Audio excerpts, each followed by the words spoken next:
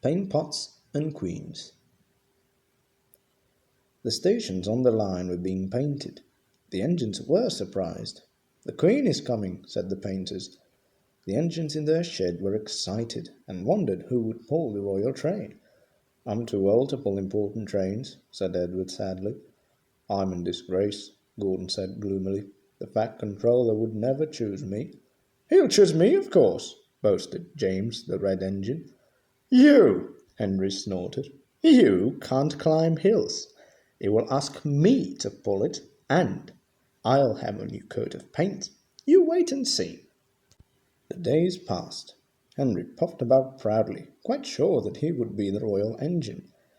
One day when it rained, his driver and fireman stretched a tarpaulin from the cab to the tender to keep themselves dry. Henry puffed into the big station. A painter was climbing a ladder above the line. Henry's smoke puffed upwards. It was thick and black. The painter choked and couldn't see.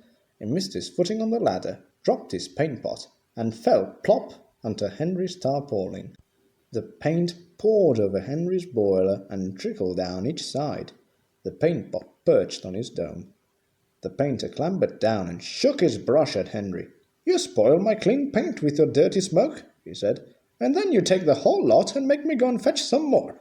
He stomped crossly away. The Fat Controller pushed through the crowd. "You look like an iced cake, Henry," he said. "That won't do for a royal train. I must make other arrangements." He walked over to the yard. Gordon and Thomas saw him coming and both began to speak. "Please, sir." "One at a time," smiled the Fat Controller. "Yes, Gordon?" "May Thomas have his branch line again?" Said the Fat Controller. "Well, Thomas?" "Please, sir, can Gordon pull coaches now?" The Fat Controller pondered. You've both been quite good lately, and you deserve a treat.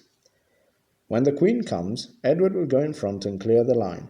Thomas will look after the coaches, and Gordon will pull the train." "Oh, sir," said the engines happily. The great day came. Percy, Toby, Henry and James worked hard bringing people to the town. Thomas sorted all their coaches in the yard. "Beep, beep, beep, they're coming!" Edward steamed in, looking smart with flags and bright paint. 2 minutes passed. 5, 7, 10. Whoop, whoop. Everyone knew that whistle, and a mighty cheer went up as the Queen's train glided into the station. Gordon was spotless, and his brush shone. Like Edward, he was decorated with flags, but on his buffer beam he proudly carried the royal arms.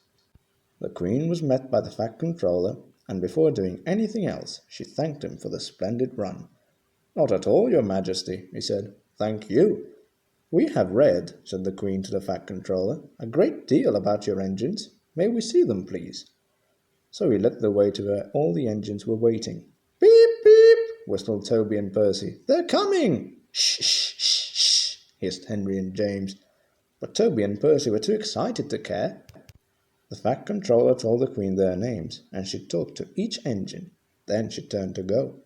Percy bubbled over. "3 cheers for the Queen," he called. "Beep, beep, beep," whistled all the engines. The Fat Controller held his ears, but the Queen, smiling, waved to the engines till she passed the gate. Next day the Queen spoke specially to Thomas, who fetched their coaches, and to Edward and Gordon, who took her away. No engine ever felt prouder than Thomas and Edward and Gordon, the big engine.